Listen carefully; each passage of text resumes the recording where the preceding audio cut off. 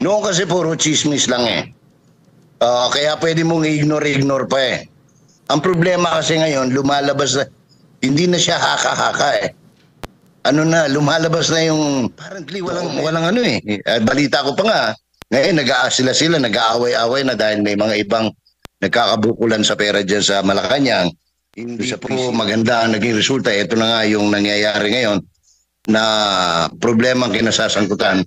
At ito kaya natin binabanggit dito dahil ayaw nating lumala pa ang sitwasyon. Medium na yan, itong social media sa katauhan ni Maharlika, ang meron niya pong mga ibinulgar. Tapos, meron naman pong nag-uudyok na sampahan ng kaso itong si Maharlika dahil di umano'y sa pagpapakalat ng fake news. Kasi ito nga mga kababayan, bago natin ituloy ang video na ito, kung bago ka lang sa aking YouTube channel baka pwede makahingi ng like at subscribe at click mo na rin ang notification bell para updated ka sa aking nilalabas na bagong video. Salamat po. Gumana naman noong panahon ng kampanya yung making the issues irrelevant by ignoring them. Pero sa usapin po ng clear communications, mukhang depektibo na yan ngayon, Sir Jay. Noon kasi puro chismis lang eh. Kaya pwede mong ignore pa eh. Ang problema kasi ngayon, lumalabas na, hindi na siya haka-haka eh. Ano na, lumalabas na yung dokumento, pagpapatotoo, affidavit, pictures, may report na may video. These are, anong tawag nito? Parang, paano mo ngayon i-deny? Ngayon, speaking of, kasi, diyan sa social media, marami diyan ang dami. Nakakatuwa nga eh. Kasi ang dami-dami nilang kinuhang PR, anong tawag nito? Crisis Management Group, image building, image group. Apparently walang ano eh.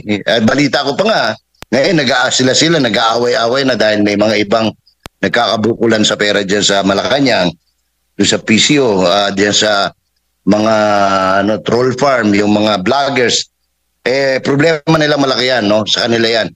Ako nalulungkot ako sapagkat aaminin ko sa iyo at ako gusto ko rin samantalahin ng pagkakataong ito, MJ, na humingi ng dispensa doon sa mga kababayan natin na kasi noong bago mag-eleksyon hanggang sa mag-eleksyon, siyempre mga nagtatanong yung mga ibang kaibigan natin, ano bang choices natin. Nung araw kasi dahil nga tumakbo si Vice President, si Mayor Inday Sara, at running mate niya si Mr. Marcos, talagang dahil unity team nga, kasama siya doon sa ikinampanya namin, no? Ikinampanya para ihalal ng taong bayan.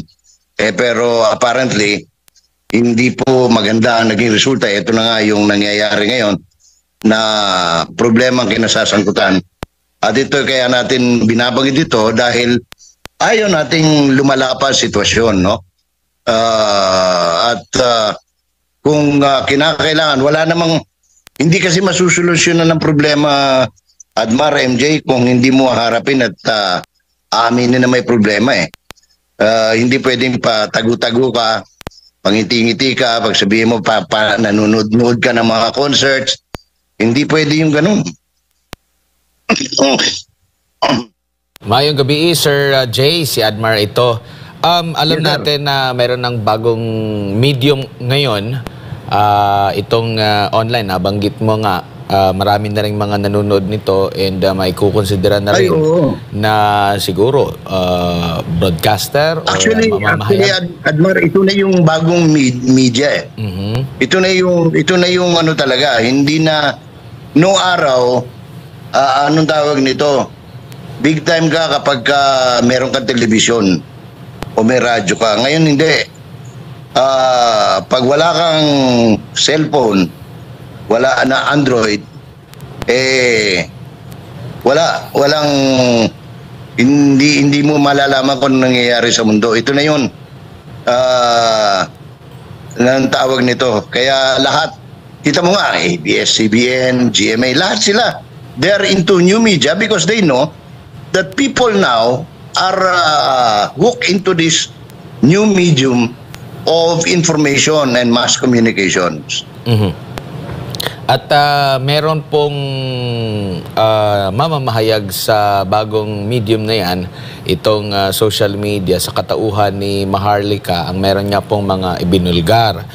Tapos, meron naman pong nag-uudyok na sampahan ng kaso itong si Maharlika dahil di umano'y sa pagpapakalat ng fake news. Kasi sinasabing itinatanggi naman daw ng PIDEA itong kanyang hawak-hawak na mismong mga dokumento na galing sa kanyang mga resources, mga source dyan po sa PIDEA. Paano kaya natin magiging ano yan, Sir Jay? Kumbaga maging healthy sa lahat, lalo na sa mga media, hindi lang sa bagong medium ngayon, television, radyo. Pag may mga hawak silang mga ganyan, tapos agad na tatakutin siguro na sasampahan ng kaso, paano magiging balanse ang lahat? Paano maibubulgar yung mga nakatago? Halimbawa, kung may tiwala lang itong mga source na ito sa isang individual na doon niya ibibigay yung kanya mga nakuhang impormasyon. Alam mo hindi bago yung nakakatanggap ang isang mamamahayag ng mga mahalagang dokumento o impormasyon. Kahit na nung wala pa yung new media, no? Ang tao talaga, ano tawag to, pag mataas ang kredibilidad mo, mataas ang tiwala nila sa iyo, ang integridad mo, sila mismo nagbibigay ng mga impormasyon, ng mga dokumento, ng mga patotoo o maninindigan, no? Magiging anong pangalan nito? They would even go to you, no? Naalala mo nung panahon nila Sandra Cam, yung mga wala pa masyadong social media noon. Talagang sila yung mga pumupunta sa mga announcer, no? Sa mga himpilan ng radyo at television. But now, since new media na, ngayon, nasabi ko nga kanina, no? Kung sa tingin nila hindi naman tama, sa totoo lang, yung PIDEA hindi naman nila dinideny eh. They are only debunking it kasi hindi nila pwedeng i-deny. Because hindi na siya madi-deny eh. Documented eh. Documented, hindi yung kaprasong papel na pina-photocopy mo lang tapos ilalabas. Sabi ko nga in the beginning nung lumabas na talaga ito, itong documents na ito, noon mga pasaring lang eh. Nung lumabas na yung mga dokumento, these are real documents. Maraming nakakita na nito. At saka pangalawa, no? Kaya nga hindi nila ma-deny ng todohanan eh. Kasi ano sinabi nila doon sa kanilang debunking na press release? Sabi nila, wala yan sa aming information data bank. Yung Formis. Yung Formis nila tinatag yan. Hindi pa nangyayari. Wala pa yung March 2012, no? Oo. Hindi pa nailalagay.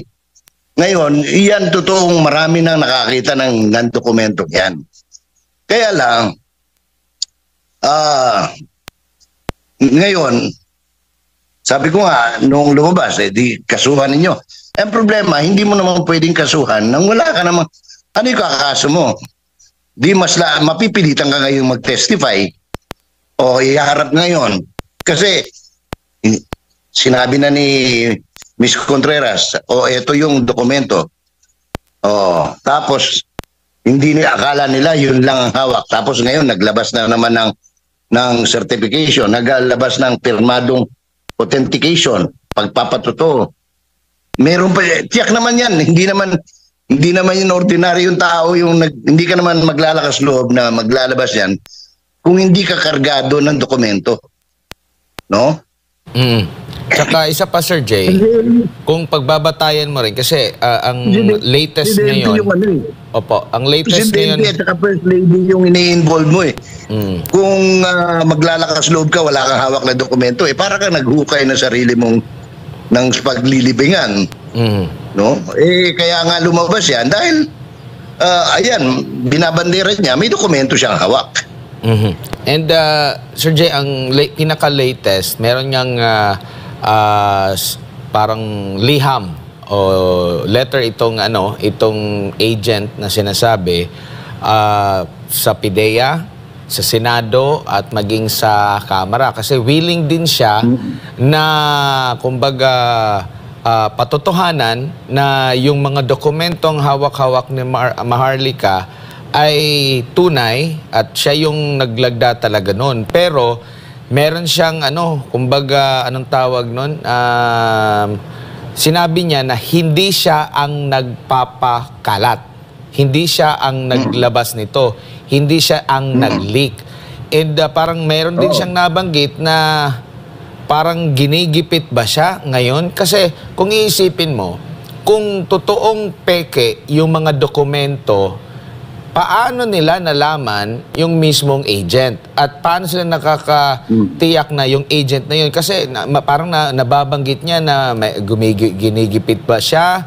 Siya yung pinagdududahan. Bakit siya pagdududahan? Kung sasabihin na hindi naman nag-i-exist mismo yung dokumento na yon sa PIDEA. Kumbaga parang sinabi lang niya na willing ako makipagtulungan, hindi ako parang nagsabi siya na hindi ako ang nagpakalat nito kasi siguro baka ginigipit siya yung pino-point out, pero kung hindi siya nag-i-exist, bakit gigipitin mo yung isang individual? Alam mo ang problema malaki. Simple lang yan may kasabihan tayo sa Tagalog, pag may usok, may apoy. Kasi hindi naman yan uusok kung walang apoy. Anong tawag nito? Pangalawa, unang-una, nagkaroon malaking problema riyan.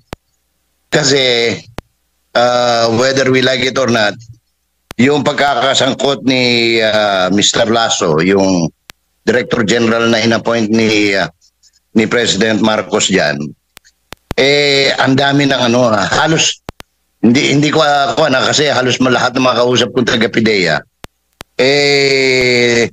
walang magandang sinabi sa kanya. So if you have somebody who's leading an agency who is not even trusted by the very people na nandyan, malaking problema dyan.